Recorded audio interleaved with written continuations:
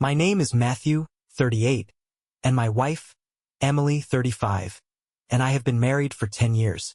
We have a son, Lucas, 7, and for most of our marriage, I thought we had a strong, stable life. Emily was deeply religious, or at least that's what she wanted everyone to believe. Church on Sundays, Bible study during the week, constantly reminding me to be a better man. I never questioned it. Faith was important to her, so I supported it.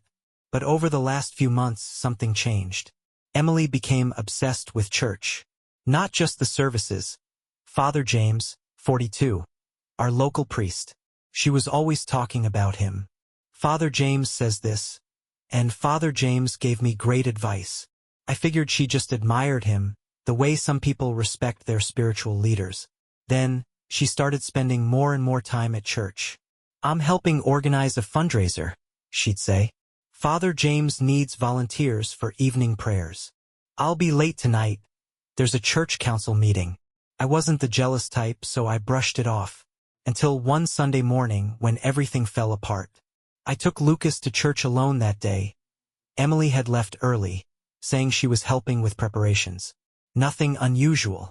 But when we arrived, I noticed something strange. Father James wasn't at the altar. And Emily? Nowhere to be seen. That was the first sign that something was very, very wrong. I sat in the pew with Lucas, scanning the church. Something felt off. Father James was always at the front before service, greeting people, shaking hands, acting like the perfect spiritual guide. But today, he was missing, and so was Emily. I shifted in my seat. Maybe I was overthinking it. Maybe she was just in the back setting something up. But then, I glanced at Mrs. Peterson, the elderly church secretary. She was whispering to another woman, her expression tight and uncomfortable. That's when I knew something was wrong. A strange feeling. Dad, where's Mom? Lucas asked, swinging his little legs under the pew. She's probably around, buddy, I said, forcing a smile. I'll be right back. I patted his shoulder and got up, making my way down the aisle. People were settling in, flipping through him books. Everything looked normal, but I felt it, a weird tension in the air, like I was the only one who didn't know something. I walked toward the back of the church where the side rooms were. Emily had to be there. Then, as I passed a hallway leading to the private church offices, I heard something that made my stomach drop. A low voice, a man's voice, and then a soft giggle. Emily. I froze. The door that should have been locked. My chest tightened. My mind raced. Maybe they were just talking. Maybe this was nothing. But something told me to keep going. I took slow steps toward the office door, Father James's office. It was slightly open. Inside, I heard rustling. A hushed whisper. We don't have much time. Emily's voice. My pulse hammered.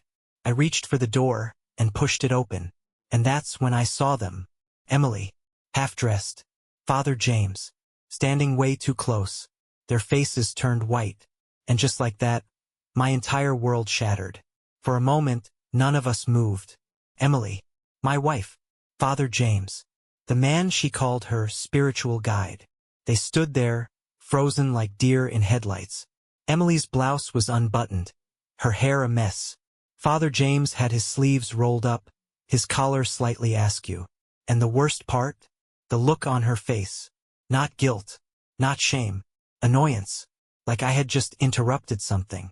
Matthew, she said, trying to keep her voice calm. What are you doing here? What am I doing here? I actually laughed. I came to church, Emily. My voice was shaking. With our son. Remember him? Her eyes flickered, like she had just remembered Lucas even existed. Meanwhile, Father James ran a hand over his face, looking like he wanted to disappear. Matthew, let's not jump to conclusions, he started, but I cut him off. Jump to conclusions? I took a step closer, my fists clenched. You're half undressed. My wife is buttoning up her shirt. And you're telling me not to jump to conclusions? Emily sighed. Sighs, like I was being unreasonable. Can we not do this here? She muttered, fixing her hair. People will hear. People will hear. Oh, now she cared about appearances? The moment I snapped, I stepped forward and grabbed the nearest Bible off the desk, flipping through the pages dramatically. Let's see if I can find the part where it says it's okay to sleep with someone else's wife, I said, voice dripping with sarcasm. Father James had the nerve to look offended. Matthew, please. This is a misunderstanding. I turned to Emily. Tell me, Emily. How long? My voice was eerily calm. She bit her lip, hesitated. And that's when I knew. This wasn't the first time. My wife wasn't just cheating. She was having a full-blown affair with the priest. Emily's eyes darted around the room, searching for a way out. Father James stood there, silent, rubbing the back of his neck, probably praying for a miracle. But there were no miracles today. How long, Emily? I asked again, my voice calm, too calm. She folded her arms, tilting her head like I was the unreasonable one. Matthew, you're being dramatic. I actually laughed. Dramatic? Dramatic, I repeated. I just walked into a church office and found my wife half undressed with a priest. And you think I'm overreacting? She rolled her eyes. We were just talking. Talking? I stepped closer, staring her down. So you unbuttoned your shirt to really drive the conversation home? Father James cleared his throat. Matthew, let's all take a step back. Emotions are high. I whipped around to him. Oh, emotions are high? Good observation, Father. Did you have this much clarity when you were sneaking around with my wife? His face flushed red. Emily suddenly grabbed my arm. Can we not do this here? She hissed. People are outside. Lucas is outside. And there it was. She didn't care that she was caught. She only cared about who might find out. I yanked my arm away. Oh, don't worry, I said, stepping back toward the door. They'll find out soon enough. Emily's eyes widened. Matthew, don't you dare. But I was already walking out. Because this wasn't going to be a private scandal. This was about to become church news. I stormed out of the office, my heart hammering, my fists clenched. The betrayal, the lies, the sheer audacity of it all. I couldn't hold it in. Emily rushed after me. Matthew, stop, she hissed. Let's just talk about this. I ignored her. The congregation was already settling into their seats, waiting for Father James to begin the service. Some people glanced our way, curiosity flickering in their eyes. I could have left. I could have taken Lucas and walked out quietly. But after what they did, no, they didn't deserve quiet. The moment of truth. I turned toward the front of the church, where Mrs. Peterson, the elderly church secretary, was setting down him books. Mrs. Peterson, I called, my voice booming through the room. She looked up, startled. Oh, Matthew, dear. Is everything all right? Emily grabbed my arm again. Harder this time. Matthew, she whispered. Please don't do this. I pulled away and faced the congregation. I have a question, I said, loud enough for everyone to hear. Conversations stopped. Heads turned. Even Lucas looked up from where he was sitting. Does anyone here know what the Bible says about a priest sleeping with another man's wife? A wave of silence crashed over the room. Mrs. Peterson's mouth fell open. People started murmuring, whispering. Emily's face drained of color. Father James had just stepped into the main hall when he heard me. His face went white. Matthew, let's discuss this privately, he said quickly, stepping forward. I let out a cold laugh. Oh, now you want privacy? You didn't care about that in your office, did you? Gasped. More whispers. Emily was seething. You're embarrassing yourself, she spat. No, Emily, I shot back. I'm embarrassing you. And for the first time I saw it. Fear. Because now, everyone knew. The church was dead silent. All eyes were on Emily and Father James. I stood there, breathing hard, while the weight of my words sank in for everyone. Emily, always so composed, so in control, was now pale, panicked, and trapped. Father James? He looked like he wanted to disappear. The lies start crumbling. Emily suddenly turned to the crowd, forcing a tight smile. Everyone please, she said, laughing nervously.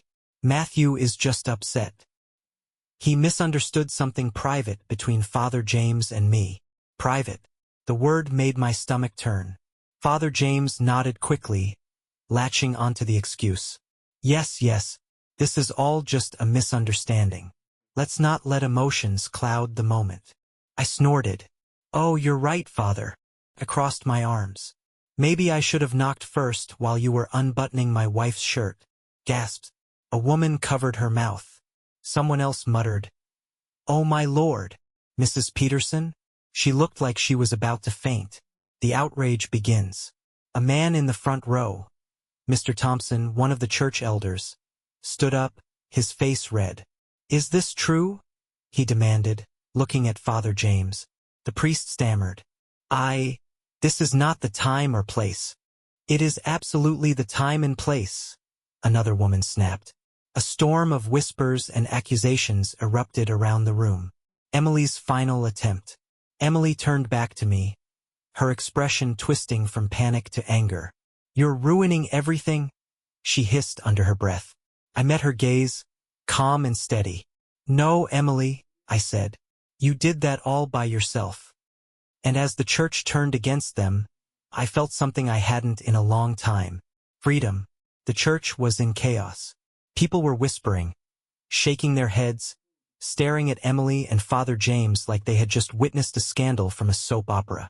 Father James looked trapped. His once calm, authoritative presence was gone. Emily? She was seething. She wasn't embarrassed because she had betrayed me. She was embarrassed because she got caught. The backlash begins. Mr. Thompson, the church elder, stepped forward, his face a mix of rage and disappointment. "Father James, we trusted you." His voice was heavy. "You were supposed to be a leader, a man of faith." Mrs. Peterson, the elderly church secretary, was on the verge of tears. "With a married woman," she muttered, shaking her head. More people started muttering, questioning, turning on them. Disgusting. A priest? A married woman? In the church? He needs to step down immediately. Father James looked around frantically, realizing the congregation wasn't going to protect him. Emily suddenly grabbed my arm, hard. "Matthew, enough," she hissed under her breath. "Let's just go home and talk about this." I pulled my arm away. "There's nothing to talk about." Her expression cracked. For the first time, she looked scared, because now, she had lost control. Emily's grip tightened on my arm, her nails digging into my skin. "Matthew, let's go. Now." Her voice was low and sharp, her fake smile still plastered on for the crowd. But I could feel it. She was unraveling. I pulled my arm away. "No, Emily. You don't get to walk away and fix this in private." The congregation was watching, whispering, judging. Emily's eyes darted around the room, realizing she was losing her audience. So, of course, she did what she always did. She tried to flip the story. The desperate blame game. "You know what?" she snapped, crossing her arms. "Maybe if you weren't so emotionally distant, I wouldn't have needed support elsewhere." A few gasps echoed through the crowd. I actually laughed. "So let me get this straight," I said. "You cheated on me with a priest because I wasn't giving you enough attention?" Emily's jaw clenched. "I'm just saying, if you made me feel wanted." "Wanted?" I cut her off. "You weren't looking for love, Emily. You were looking for an excuse." Father James finally spoke up, voice strained. "Maybe we should all calm down." I turned to him, my patience gone. "Calm down," I repeated. "You were sneaking around with my wife, in your church office, while I was sitting out here with my son, thinking my family was whole." Silence. For the first time, Father James had nothing to say. The final blow. Emily must have sensed that her act wasn't working, because her face twisted with frustration. "So what now, Matthew?" she snapped. "You're just going to throw away 10 years of marriage over one mistake?" One mistake. She still didn't get it. I looked at her, really looked at her, and I realized something. I didn't love her anymore. I didn't even hate her. I just felt nothing. "No, Emily," I said, voice steady. "You threw it away the moment you decided to betray me." Her face fell, because for the first time she realized she had lost me. Emily stood there, stunned. She had thrown every excuse, every manipulation, every guilt trip at me, and none of it worked. Because this time, I wasn't playing her game. The church was dead silent. The congregation, people who once admired her, who once saw her as the perfect wife, were now whispering behind her back. Father James looked sick. He knew his time at this church was over. Emily, she knew she had lost. Matthew, she said again. But this time her voice was weak. She wasn't angry anymore. She was desperate. But I had nothing left to say. I turned toward Lucas, who was still sitting in the pew, confused but waiting for me. My son. My priority. The only thing that truly mattered. I walked over, took his hand, and looked at him. Come on, buddy. Let's go home. And with that I walked out of the church. No yelling. No fighting. Just silence. And that hurt Emily more than anything. I walked out of that church and never looked back. Lucas held my hand tightly, sensing something was wrong but not asking questions. He was too young to understand what had just happened, but one day he would. And when that day came, I'd tell him the truth. That his mother chose lies over love. That she threw away our family for a man who preached honesty but lived in sin. And that I walked away with my dignity intact. The aftermath. Emily tried to reach out in the following days. First, the apologies. Emily, I messed up. Please, let's talk. Emily, we can fix this. I love you. Then the guilt trips. Emily, you're really going to break up our family over one mistake? Emily, Lucas needs both his parents. Don't do this to him. Then the anger. Emily, you're being so childish. You'll never find someone who loves you like I do. I ignored every single message. Then I got a call from Mrs. Peterson, the church secretary. Father James was removed from his position. Apparently, I wasn't the only woman he had gotten close to. Emily, she became church gossip. People whispered when they saw her. She stopped going altogether. She lost her perfect reputation. And me? I filed for divorce. Got custody of Lucas. And for the first time in years, I felt free. Final thoughts. Cheaters don't regret cheating. They regret getting caught. If someone shows you who they are, believe them. The best revenge is walking away and living a better life. Emily lost everything. And I gained my peace. Thank you for staying with me. This crazy journey is finally over and I'm ready for what's next. Subscribe to the channel so you don't miss any more interesting stories. And leave a comment with what you would do in this situation. See you in the next videos.